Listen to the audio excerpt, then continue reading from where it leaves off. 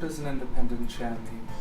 Okay, it's a bit of a funny name for children to understand, but I'm going to chair the meetings where there's professionals in the meeting, professionals that know all about you. So there might be your school there might be somebody from health, and I'm there to chair and make sure that we get all the relevant information out of that meeting. Okay. So we can make a decision about how safe or how happy you are in your current circumstances. Okay, and roughly how many professionals would be at that meeting? It depends. So if it's just one child, then we roughly have health and education for each child. So it depends how many schools they're at and how varied that can be. At an initial child protection conference, the police are always present, but they're non-uniformed police officers that come along to our conference to share police information.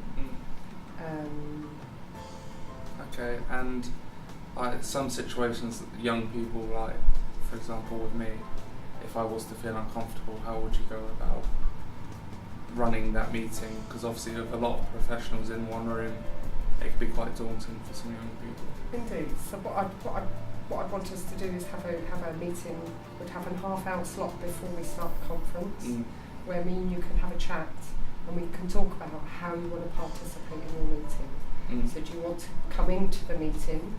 Do you want to, maybe we could do it that actually you come in with your parents first and the professionals can join us later.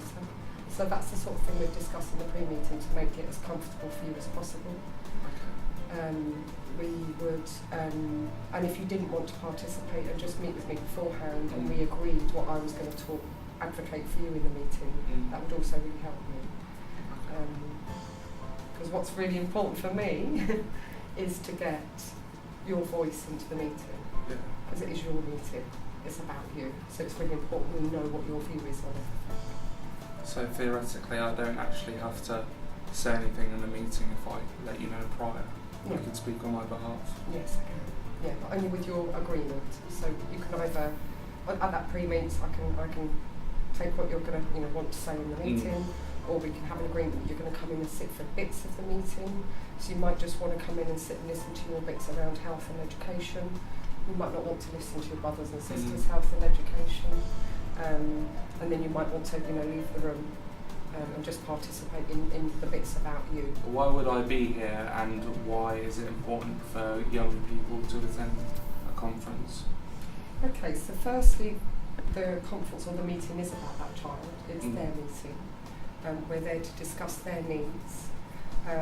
So for me as a chair, if I can have the young person there to participate in any way, so like I said, we can either in the pre-meet make decisions about how you come into that meeting if you want to be part of it, whether you want to be a speaking part in it or not. But if that changes in the meeting, that's fine as well. I would want to, if you didn't want to partake in the meeting, then we also would send you out a consultation form where we'd ask you about home life, school life, and ask you about your safety and how safe you feel within the home. So for me it's really important as a chair. If I don't have that voice of the child in the meeting, for me I feel I've got a big part of the meeting missing. What would happen if I don't want to attend my meeting but I still have my voice heard? Okay, what we'd do is before the meeting we'd meet with your social worker and you'd fill out a booklet called Listen to Me. That booklet would go through how we get your voice into that meeting. So you'll be able to fill that out with your social worker, so that although you didn't attend the meeting, I'd have your clear views and wishes and your expressed voice in the meeting. And I'd only share that in the meeting though with your permission. So what would you say are your biggest strengths and skills when it comes to a meeting? I think my biggest strengths and skills are trying to keep the meeting child focused. I think that's what's complex and difficult about when a young person hasn't participated or haven't had their voice. It can become very much about the adults and their views. But I think my strength is trying to remain really focused about the child and what it means for that child and what their views are in that meeting. So I think also as well when I do meet young people, I'm able to engage them well to make sure that they fully understand what they're participating in and the importance that it's their meeting. So for me and obviously young people, we have a lot of personal experiences and obviously a lot of confidential information. How will you make sure that young people like me and others that doesn't get spread to schools or other areas. So Yeah, I know that can be a worry for young people, that the people in that meeting will go off and gossip, if you like, or for some young people they worry that when they go into school the next day all their friends are going to know.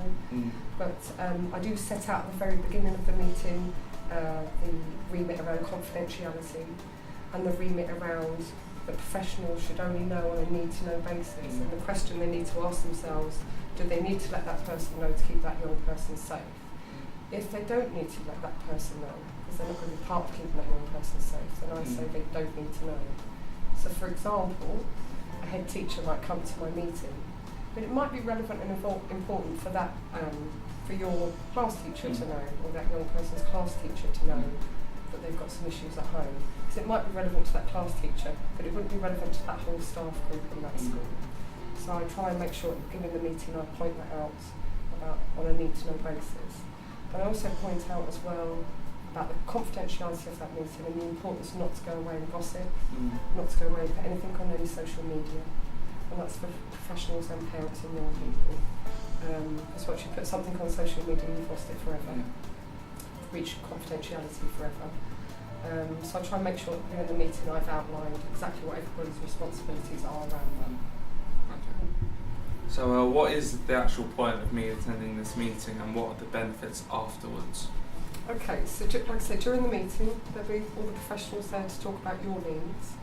We'll be there to talk about things we've been worried about, but also things that are going well, because we know when families hit crisis, it's not all about that crisis. We look at the strengths, what are the really good things that are going on within your family. But the purpose of the meeting is to put together a plan. It's about professionals, maybe some extra professionals coming into your life, as I see it, holding your hand for a little bit and making sure that your safety is a priority. So we'd formulate a care plan with you, alongside you and your family. We'd formulate a plan that would primarily look at how safe we can keep you. How safe and how happy, and making sure that you're not put in any higher risk or worrying situations. What is a care plan? So a care plan will be written out around, again, all around your needs, around your health, your education, what you do socially outside of school. And we'd write sort of each point of what professional is going to support you and how they're going to support you. But most importantly, what we want the outcome to look like. So what actually happens after I've attended the meeting? Okay, so after the meeting, like I said, we'd formulate a care plan that we'd all work on together in the meeting. And then as a chair, I go away and type that up. And then you would be part of a core group within 10 days after that meeting, where you'll sit and talk through each point of the plan. The plan would be all about the children and what needs to happen. There might be some tasks on there for parents and for professionals to do, but they would have clear timescales of when to do what and by when. So the reason of the core group is to review that, set out who's doing what, and then you would have another core group 6 weeks later, and then 3 months after the initial conference you would meet me again, where we'd have a review conference of that information. So at 3 months it's a little bit about having a little peek in, making sure primarily you're safe, the children are safe, and secondly that everybody's done what they're meant to have done within a timely way.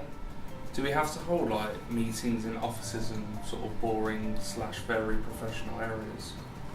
No, so for all initial conferences they will be held in an area office in 4 locations in Surrey, but we've just we changed those rooms, so the initial child protection conference rooms are much more child friendly, child focused, bright colours.